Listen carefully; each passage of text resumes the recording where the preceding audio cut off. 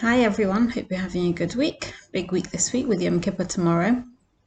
So Yom Kippur actually ties in very nicely with this coming week's Edra Parshas Ha'azinu because it's Moshe's final song to us before he dies. The whole of the parsha is basically Moshe singing a goodbye song to us, Shiras Ha'azinu, and then after that Hashem says to him, "That's it, your time is up. What's going to happen next is you're going to go up a mountain, and at the top of the mountain you'll be able to see Israel from there, Eretz Israel, but you won't be allowed in, and you will die there at the top of the mountain." And the word used is mus. Normally would say mos, that you would die, but the word mus almost means you will allow yourself to die. And the Ar HaChaim comments that Hashem doesn't take away a tzaddik's life until he's ready for it, until he kind of acquiesces and agrees that his time is up. And he goes on to say, it says, "V'seyosef el amecha," you'll be gathered to your people. And he says, actually, the people it's talking about is the people that he's going to meet in heaven when he gets up there. All the people that are going to come out to greet Moshe Rabbeinu, the famous Moshe Rabbeinu. You can imagine everyone coming, Adam and Avraham and Yitzchak and Yaakov. And actually, the Medrash Tanchuma gives us an amazing insight into how Moshe got ready to be at that stage where he was willing to kind of give in and say, you know what, time is up. And it seems that he was very much not ready. He had a big argument with Hashem about it. And it's a really interesting medrash if you want to look at it in detail, but I will paraphrase. Moshe says to Hashem, "I don't want to die. Why do I need to die?" And Hashem says to him, "Well, everyone dies." And he says, "Yeah, but not everyone is me.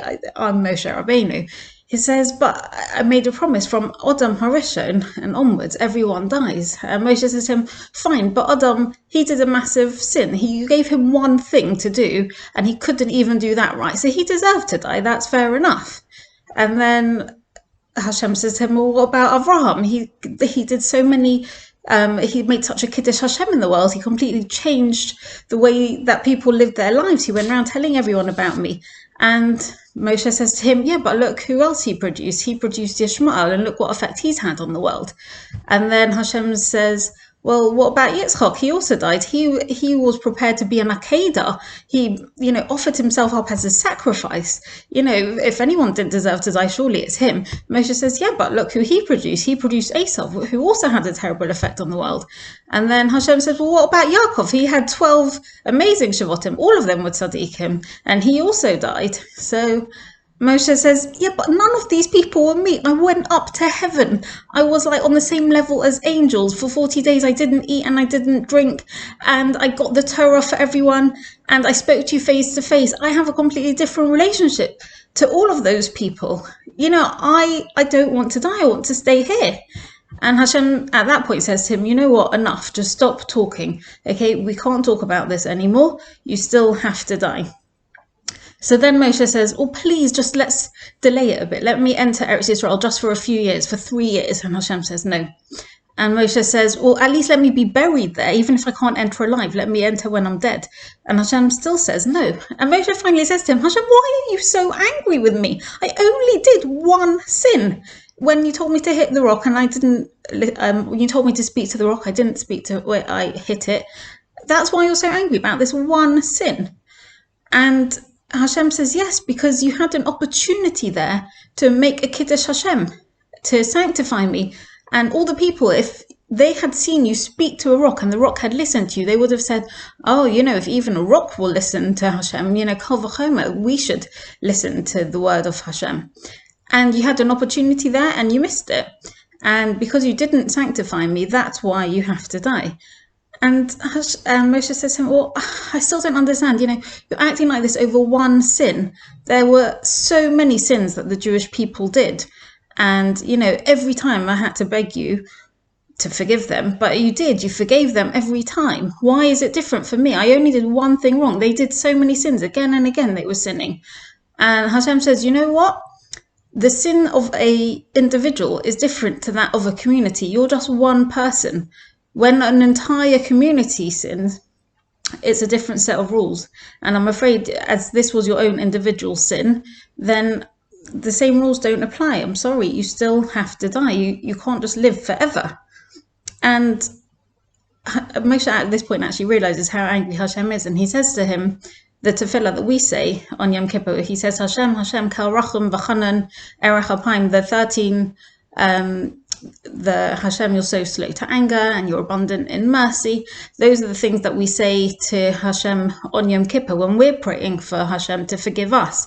And it works. Moshe actually gives us the formula that we use to get Hashem to forgive us. And Hashem finally says, you know what, okay, I've calmed down, I'm willing to forgive. But I made two promises, that either that you're going to die and that the Jewish people are going to be destroyed. And I can't go back on two promises. So it's you or them. And of course, Moshe is not going to give us up at this point. He's always fought for us. So he finally says, okay, I understand. And Hashem says, look, it's just not your time anymore. The time is for Yeshua to take over. He has to be the leader. And Moshe makes one final try. He says to him, well, if you need Yeshua to be the leader, I don't mind being the pupil. Let him be the Torah teacher. And Hashem says, fine, go try it. So Moshe goes to Yeshua's Torah class and he sits there and he doesn't understand any of it. He suddenly realizes, actually, this is a different generation. It's a different Torah. It's a different Torah teacher. And it doesn't apply to me anymore. And at that point, he finally realizes, you know what, actually, my time is up. My job here is done. And I've done everything that I was here to do. And finally, he acquiesces and he says, okay, Hashem, I'm ready to go. And at that point, actually, Hashem gets very upset and a bit emotional. And he says, you've done everything for the Jewish people. Every time I've got angry with them, you are the one who stuck up for them. And I'm going to really miss that. And the angels say to Hashem, well, you know what? Moshe is always going to be with you, whether he's alive or whether he's dead. He's always going to be yours. So that's how they comforted Hashem. And then before Moshe dies, in next week's Edra, he gives everyone a bracha, the Jewish people, and he asks them for forgiveness.